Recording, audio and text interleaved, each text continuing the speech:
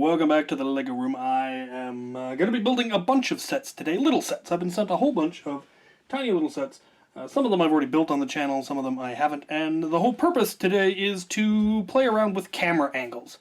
I'm not entirely pleased with the angle that I have been using. I'd rather it showed the set a little bit more.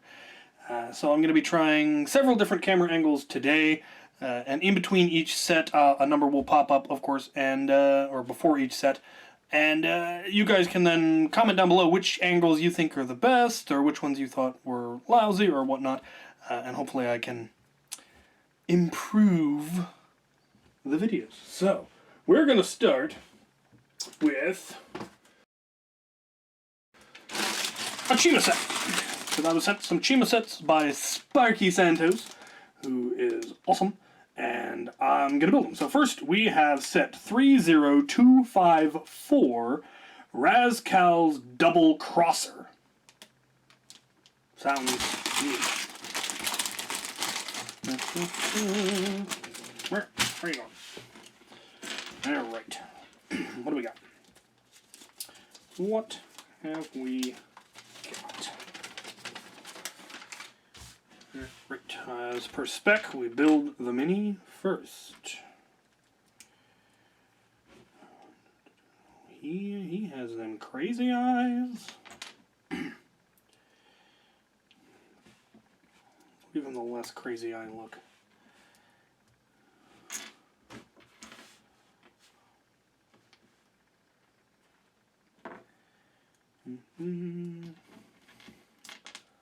I more or less missed the entire Chima line. It was in that era when I was in college and had no money and wasn't really interested in anyway. But I think the figures are really neat.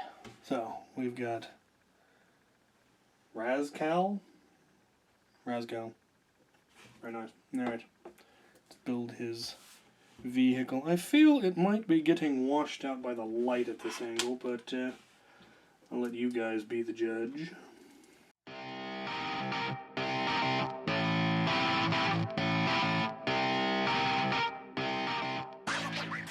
Alright.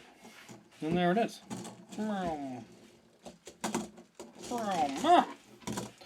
There's a gem and the usual plethora of spare parts.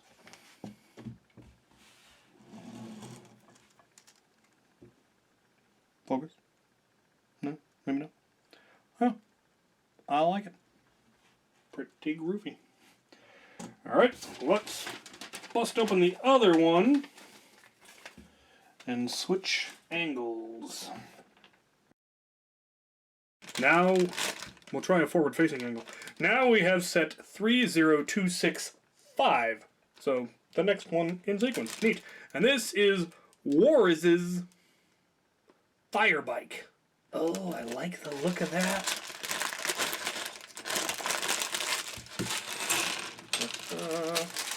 No, come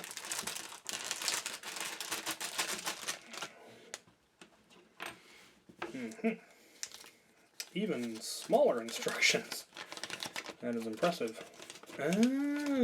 Oh, okay. Neat design. Let's take a look at our mini. He does not have the fancy wings. We will give him angry eyes. There he is. Oh my, for frame. Where is frame? Frame appears to be here. Okay. Here we go.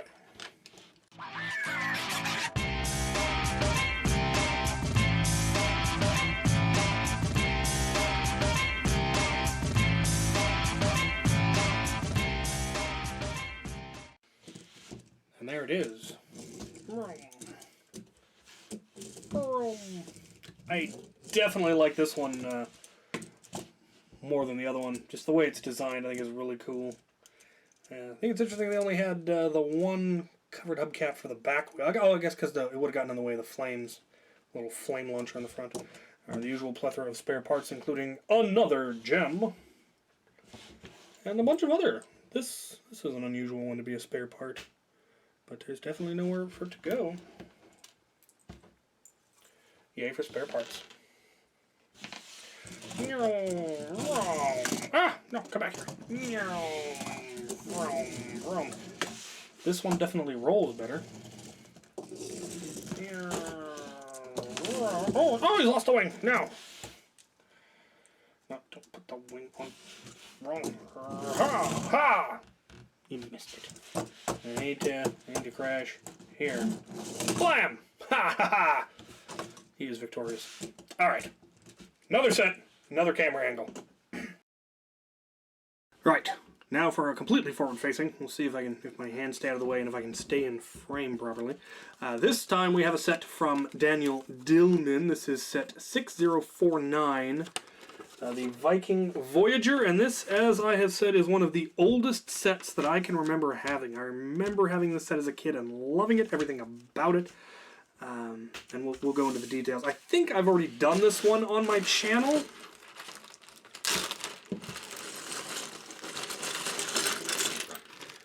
And I think that because I do have it on display in my vintage collection area, but it doesn't have any of the minis in it. Alright. This is not properly, fully disassembled. How very dare they?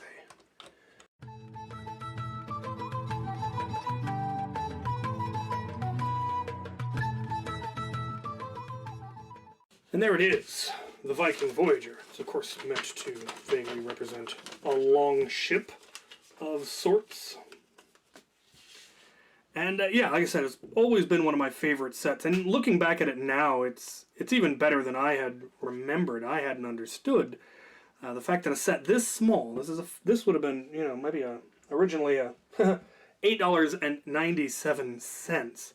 That is the original tag that's on here, and it comes with 5 minifigures, which is a ridiculous amount of minifigures to get in a set that cheap. Obviously inflation would have increased that, but not only are there 5 minifigures, there are weapons and shields enough for all of them. There are 4 shields, or 5 shields, sorry, there are 5 shields. There are 2 in the front here, 2 in the back, 1 this guy's carrying, so there's a shield for every person, and then there are 8 spears, a halberd, and 2 lances. So it is a ridiculously well-armed set, and as I mentioned, I was able to expand it. It's very easy to expand, add, you know, another 4 length to it and make a longer ship, and that's pretty nifty. This was a part, I don't know that this part existed in many other sets, and so I'm not sure if the one that I currently have on display has one. This one will be going on my castle diorama since it has all of the minifigures. It has some of my favorite minifigures. I'm going to have to pull one of them out. I always really liked the guys with the crossed axes, and I'm not entirely sure why. I think what I liked about them was that they didn't appear to be their own faction. So you had people like, or minis like this guy, who is clearly part of the, you know, the Lion faction, the Royal faction, the Crowns, or what have you, the Crusaders. And then you also had another neutral option where the guys with breastplates, like this guy, who could be on whatever team you wanted them to be on, just depending on what, you know, shields you gave them. But those crossed axe guys was a particularly interesting badge, device to have, the 2 crossed axes. They never had their own shields, they never had their own flags, they didn't have their own castle. You saw them appear on both sides. They sometimes are working with Crusaders, sometimes with the other side. I really like them. I have created a faction for them using a king from the minifigure line to be their monarch, and pulled a couple of other obscure, fairly neutral torso types from various sets to create my own faction for that line. I need to make a flag for them. Anyway, alright, let's move on to another set and another camera angle. This is similar to my usual one, but it's a little bit closer, so it might give a better field of view. We will see. I am now going to build another little castle boat, actually. This one is the Battle Dragon, set 6018. This was also sent to me by Daniel Dillman. And I'm pretty sure I had this one. I know I've built it. I don't think I currently have one on in the castle diorama, but I definitely will after this because I want to have a whole bunch of boats because I'm adding a whole dockyard area. Oh, see, now that is interesting. That is extremely interesting. Let's take a look at these minis. Oh no, we've lost a hand. We've lost a whole mini. Apparently, we are a mini short, but that is quite alright. The one that we have is a guy in scale mail. Blue scale mail. Which is interesting because he comes with the shield for the Falcons. And they had Falcon torsos, so I don't know why they would give a guy in scale mail one of those. That's not usual. Alright, here we go.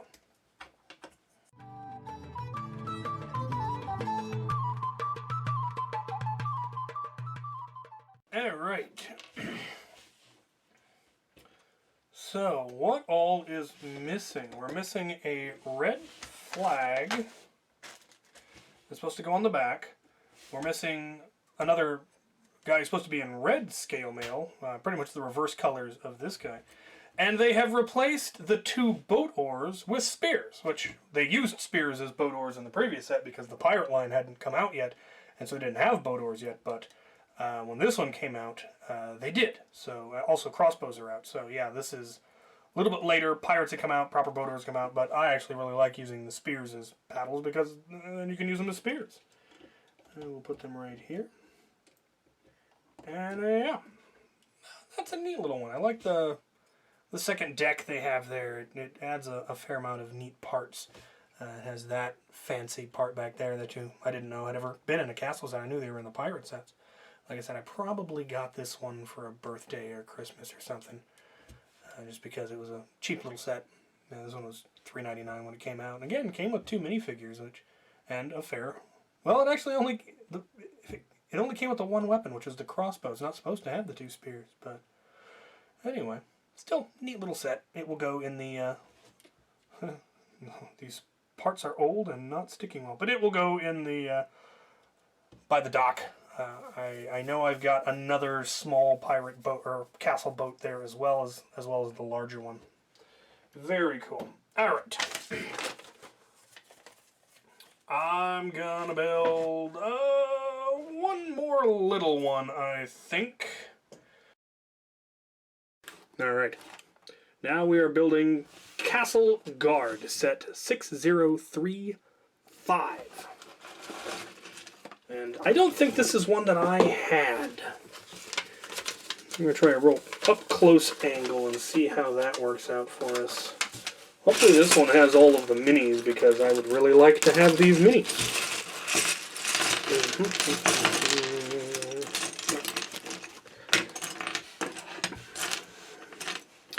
It does appear to. Excellent.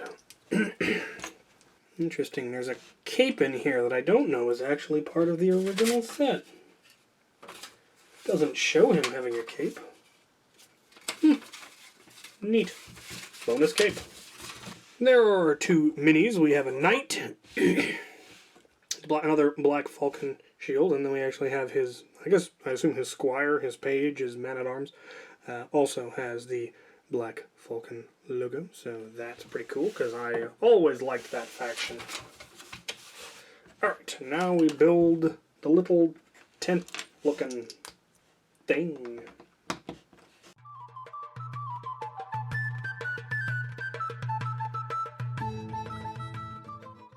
And there we have it. The Castle Guard, or little guard house. I had thought it was a tent for a joust or something, but it doesn't appear to be how they're setting it up. Again, lots of small set, but with multiple minifigures and a horse, and lots of weapons. We have a sword, a halberd, 2 spears, 1 shield, 1 lance. And this was back when they, since you could hypothetically want to take the saddle off your horse, but then he's got a huge hole in him, they provided the pieces to fill in the blank, which was always just really considerate. It was just, that little extra touch that they did that gave you more more playability, more functionality. It's 2 extra parts. It didn't cost them much, but it really would make a difference if you wanted to be able to have your horses without saddles. So, yeah, neat little set. I like it. Particularly like that it's Black Falcons, because you can never have enough of them there. They didn't come in very many sets, and so I always like it when I manage to acquire more of them. Incidentally, these last 2 sets were both from Daniel Dillman, and I cannot thank him enough because he has sent me such cool stuff. In the box, even with the instructions.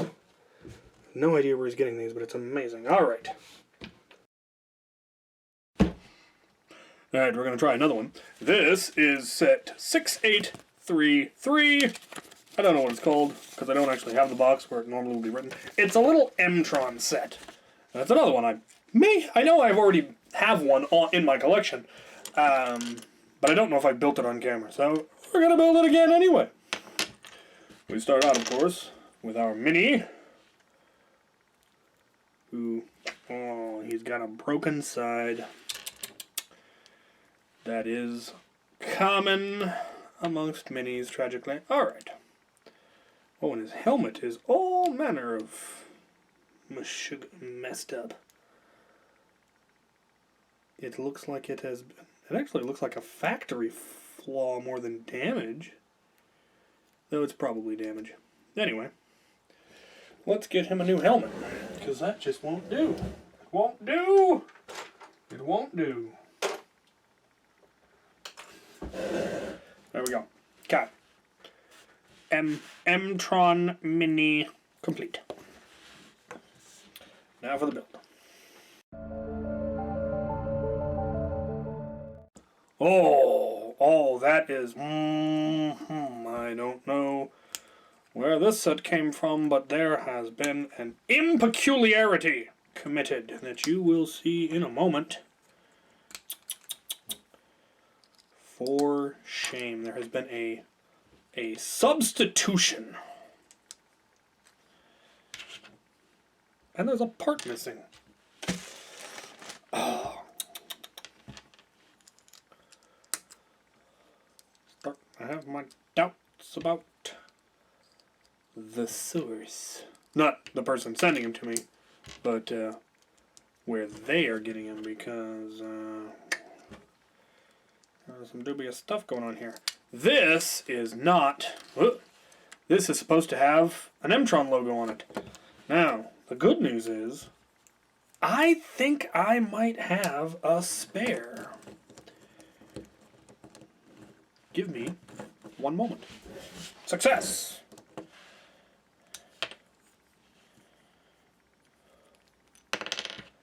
One of the neat things about having a very large Lego collection is sometimes you have the parts. Oh, there was another piece that was missing. A little grill that's supposed to go on there. There we go. Alright, now it is complete.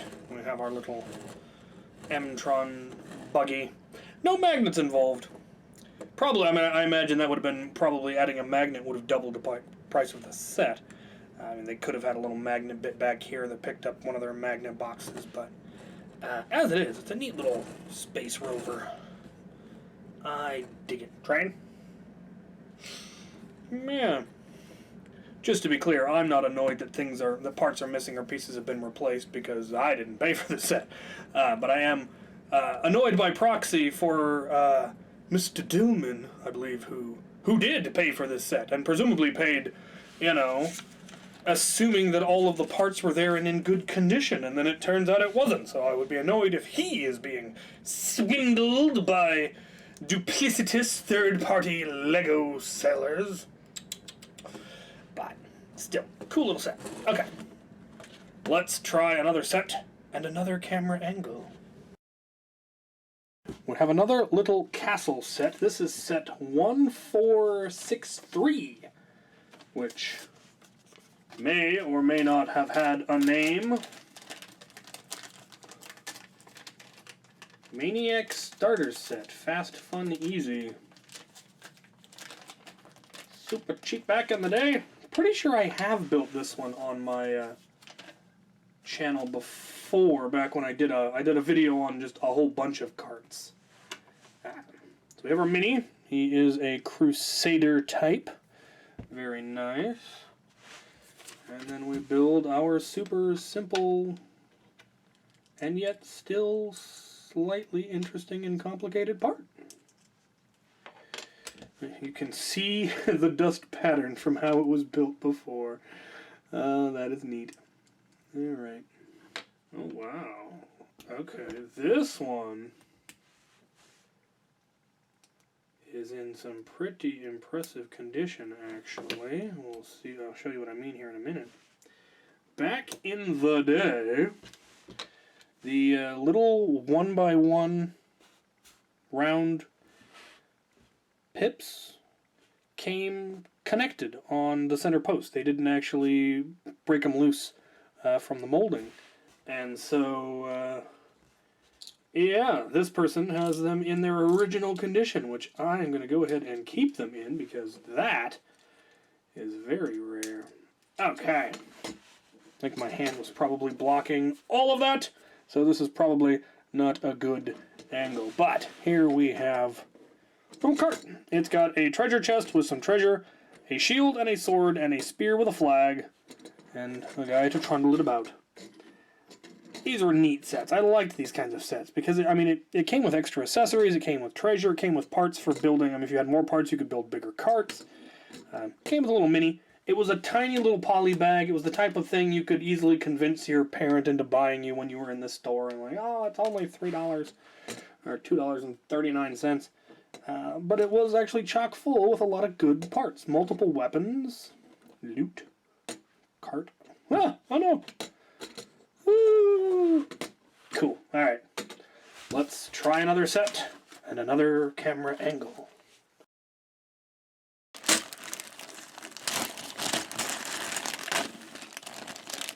Interesting. I would not have expected this set to be a polybag set, but it is. This is set 1491, and as you can see, it is a double catapult.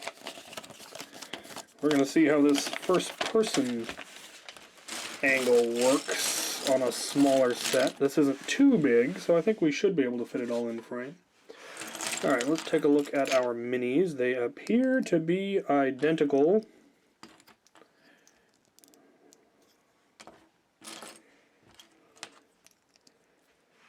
It would seem that these are part of the original Black Knights faction, given the shield. But they are just scale mail, blue pants, gray helmets. That is interesting. We'll put them up there for now. Okay. And it's small enough they didn't even give you a standard base plate. It's made using a bunch of plates put together.